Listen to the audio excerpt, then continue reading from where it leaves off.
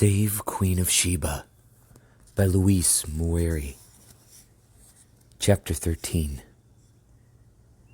King David stared, stupefied, at the horse, the empty wasteland, the flaming sunset sky. "Queen of Sheba!" he shouted. "Where are... Hey! Answer me! Queen of Sheba!"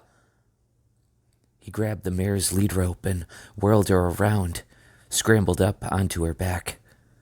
With the end of the rope, he flogged her sides. Snorting and bucking, Maggie lunged to throw him off, and it was all he could do to hold on. He would have lost her if he hadn't had the harness to grab. He lashed the mare again and again, and finally she lowered her head, broke into a shambling trot back to the way they had come. King David's eyes raked the flank of every low hill, searched the draws and the skyline for a sight of the child. Nothing met his eyes but dry wastes, cactus, grass, sage, rocks. He had pushed perhaps a mile back down their trail when the mare, sweating and winded, balked again. King David slid off her and led her forward more slowly, his eyes searching for tracks. Trouble was, Queen of Sheba was so small, she hadn't enough weight to make a heavy track. Unless he found a place where she had crossed bare earth, it would be very hard to find the track of her shoes.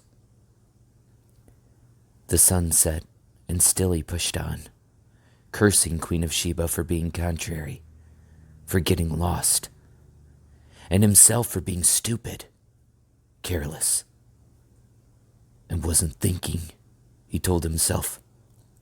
I knew she was tired and cranky. Why didn't I watch her closer? Just because I know enough to keep on going doesn't mean she does. She's bad-tempered anyhow. I can't count on her doing things just because I tell her to. Pa would have been watching her. He would never forget. Pa. Oh, God. Why couldn't I do like Pa would have done? When his legs began to tremble, King David halted for a moment. Before him lay only empty land, darkening now as the sun dropped below the horizon, with blue-gray shadows filling the dips and hollows. It was already getting hard to see marks in the dusty ground. He had been backtracking Maggie's hoofprints. Surely Queen of Sheba would have just got mad and thrown herself down where she stood beside their own trail. But suppose she had wandered off to one side or the other, hiding from him, looking for wildflowers, or following some pretty bird. Slowly the futility of his situation began to creep over him with the gathering dark. The country was as vast, as empty, as the moon itself, and Queen of Sheba was so very small. If she chose to hide from him because she was tired of walking and riding, or simply lay down to sleep, he could pass within a few yards of her and not see her. And with darkness coming on, King David halted and Maggie thudded to a stop. He turned and leaned against the horse, his face pressed to her smooth, satiny neck. It was hopeless to go on. There was nothing to do now but wait out the night right here. Moving on in the dark, he would run the risk of losing the trail, and he had sense enough to know that he had better not do that. He had only so much strength left in him, and wasting it wandering aimlessly around on the prairie would not save either of them. At last, he tied the mare's rope around his ankle, for lack of even a stout bush to tether her to, and wrapped the quilt around him. He checked the rifle. It was loaded except for a cap, and lay down with both hands clenched around it. As he fell into an exhausted sleep, King David kept seeing Ma's and Pa's faces, kept seeing himself trying to explain to them how he had lost Queen of Sheba. It was very cold when he awoke. The first rays of the sun were turning the endless reaches of sand and thin grass to a copper color beneath the pale blue of the sky, and a meadowlark skimming by overhead sent a trill of music spilling down over him. He had been dreaming, and for a few seconds more, he thought he must be back in his rope bed, in the loft of the old cabin in Missouri, with Ma downstairs cooking up some hot mush for breakfast, and Pa shouting for him to get to the milking, feed the calves, and start hoeing the weeds that daily threatened to starve out the corn patch. Yes, Pa. For as long as he could remember, Pa had been there, telling him what to do, holding him responsible for one thing or another. King David had grown up with Pa's big shadow blotting out the sun and sky. Sometimes he had wanted to get out of that shadow, find out if he himself had a shadow. But when he opened his eyes, the dream and the shadow were gone, and all he could see was the gray earth beneath him, a clump of cactus 3 feet away, and beyond that, empty prairie. A wave of despair swept over him, and he clenched his eyes shut. It would have been better to have stayed in Missouri. At least there had been someone to talk to, someone to tell him what to do. There was a sharp, painful tug on his ankle, and he was forced to open his eyes, look up. Well, here was someone telling him what to do. The mare wanted feed and water. He wondered dully if he had the strength enough to get onto his feet, search for a gully where there might be a puddle of water left from the storm.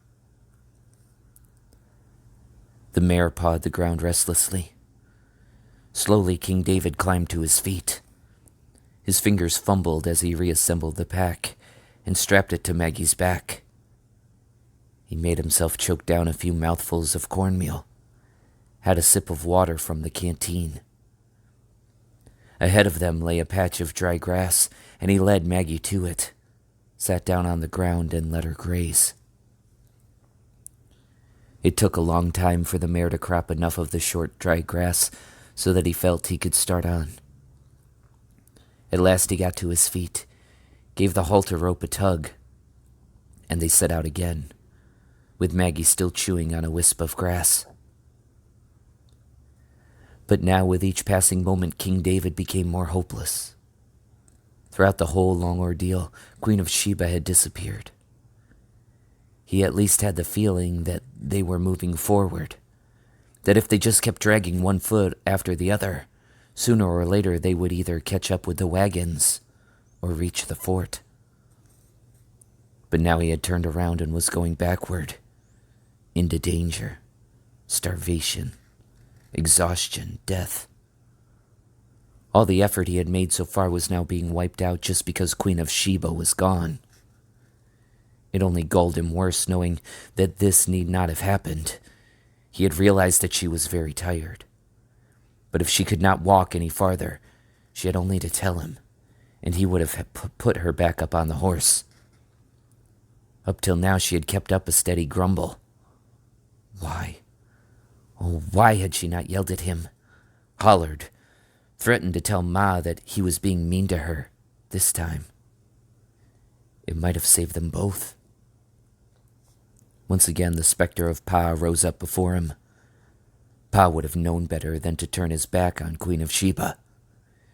He would have known she couldn't keep up, would have set himself, as he always did, to fight for the weak ones. Toward noon, with the sun hot on his shoulders and his eyes squinting from straining to see the far reaches of the prairie, he pulled the mare to a halt.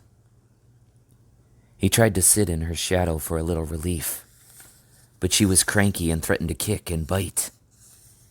In the end, he just sank down there in the blazing sun and rested his head on his arms. In the blackness behind his closed eyes, he now began to see fanciful scenes. Ma and Pa, and the team and wagon, the train halted for nooning, or circled at night.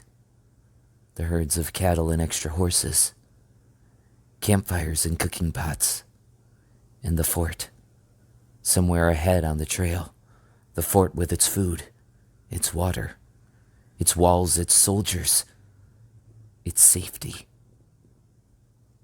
Why am I doing this? Completely unbidden, the thought crept into his exhausted mind.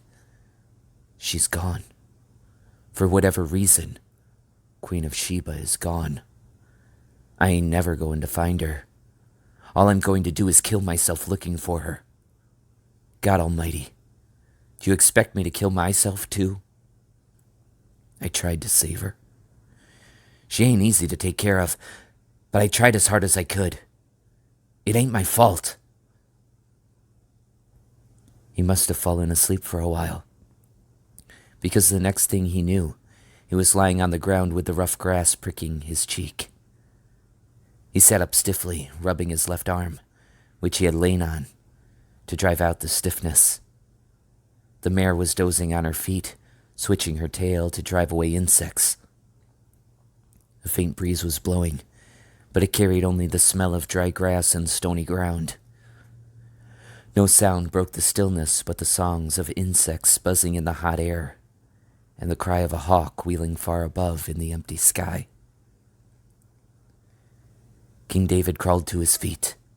He was weak from hunger. His head throbbed. His legs would barely hold him. There was a singing sound in his ears. "Maggie," he spoke aloud, and then was startled at the sound of his own voice.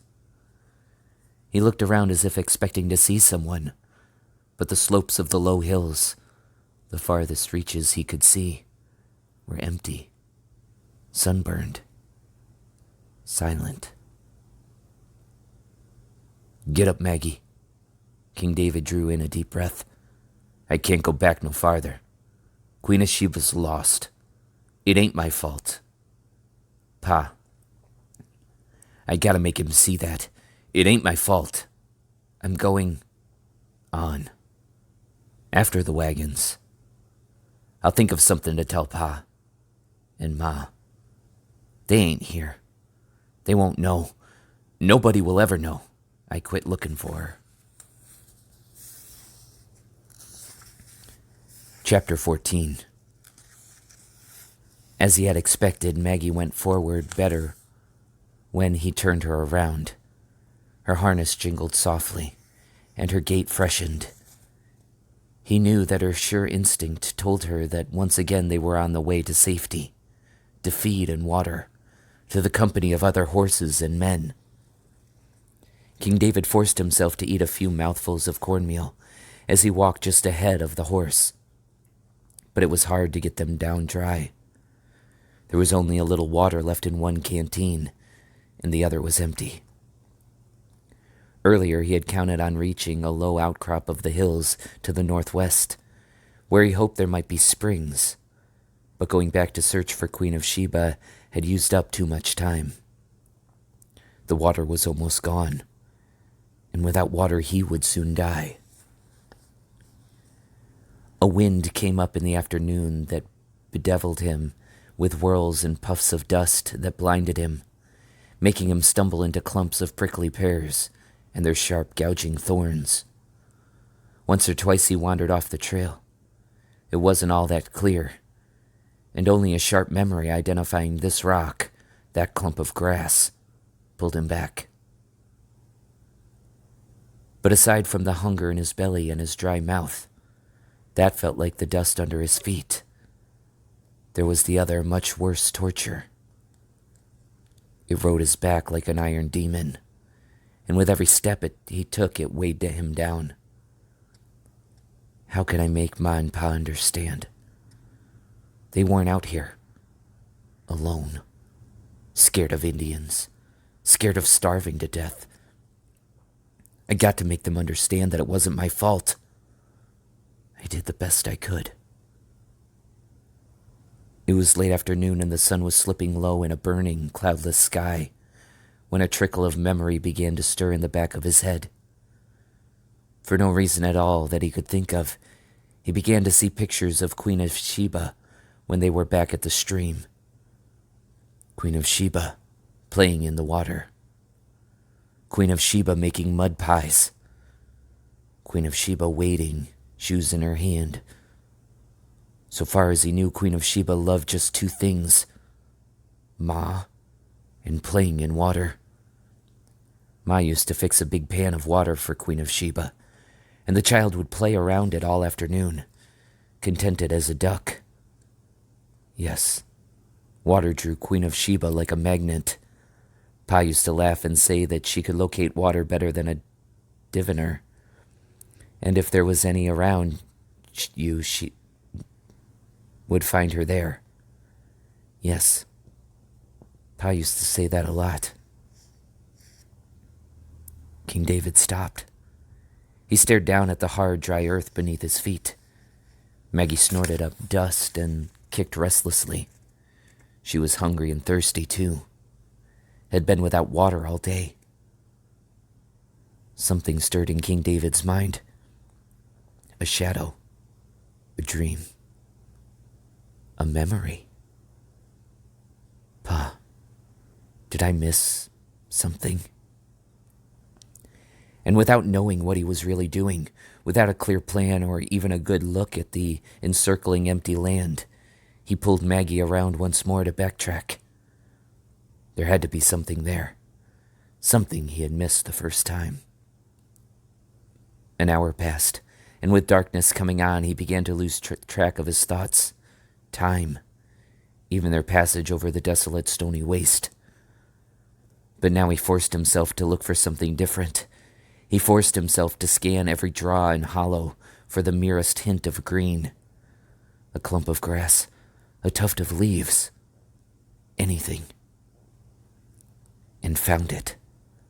Off there to the right. So small, so far away. No wonder he had not seen it before. Barely visible above the crest of a low intervening ridge was a slender line of something green. Trees. Eagerly he turned Maggie aside and headed toward it. Maggie balked and shuffled, but he drove her forward. At first it did not seem possible. How could he have missed the presence of water anywhere near when they needed it so badly?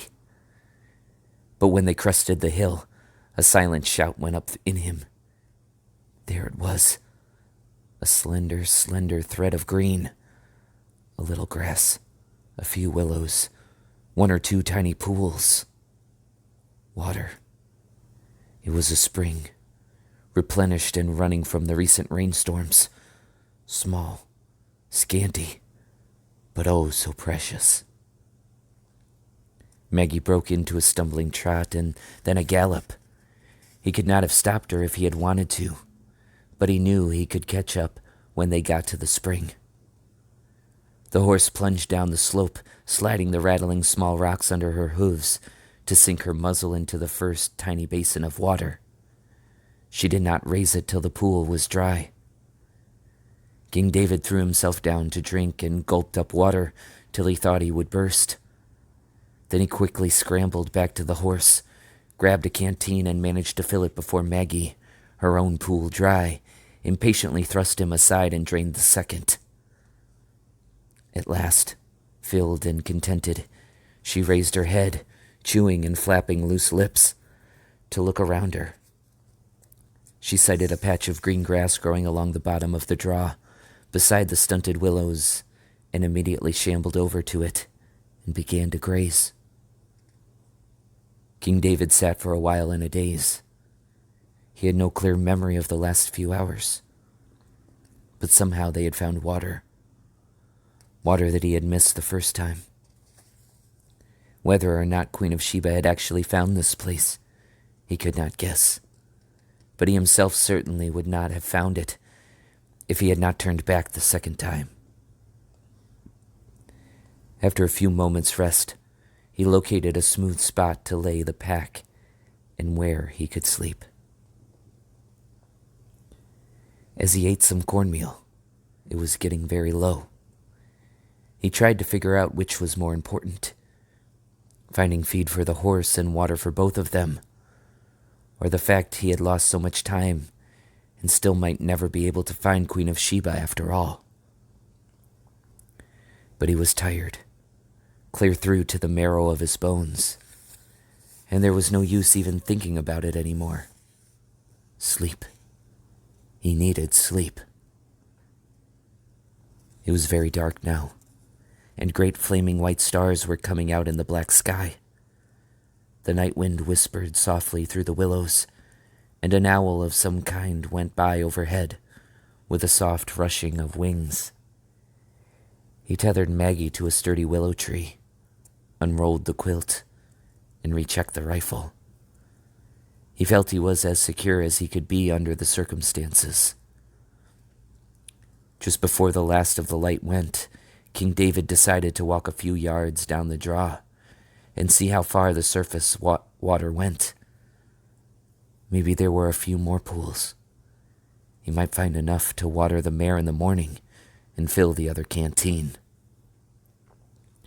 As he stepped carefully down the draw from rock to rock, he could see very little. A pale patch ahead there was probably a clump of sunflowers. That over there would be a white stone. His foot came down on something softer than a rock, firm but softer. He halted, stepped back. Curiously, he bent to feel around, pick up the object he had stepped on. And although he now could see almost nothing, he didn't need to see to know what he held in his hand. A shoe. Queen of Sheba's shoe. And the second one lay only a foot away. In the darkness, King David stood still, feeling the night wind wash over him. I was right. She did see the trees. She knew there was water where there were green trees. Queen of Sheba left the trail, left off following him and Maggie, turned aside, came here looking for water. She's here. Or was here. Someplace. Maybe not too far away.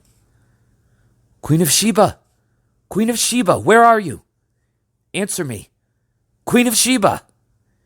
He shouted and shouted again, using all the strength in him and pushing out every bit of sound he could make. Queen of Sheba, where are you? Answer me, Queen of Sheba! But the sound of his voice seemed to soak into the darkness and vanish. There was no answer, no fretful, peevish little girl voice coming back to him from out of the vast black night. At last he stopped shouting. No use. She must be out of earshot. Maybe asleep. Yes, probably asleep by this time of night. And if she was, she would probably sleep till daylight. And when daylight came, he would be on his feet, rested, ready to go on. With one of Queen of Sheba's shoes in each hand, he turned back to his camp. And for the first time in his life, he thanked God that Queen of Sheba hated shoes, took them off whenever she could, and dropped them where she was standing.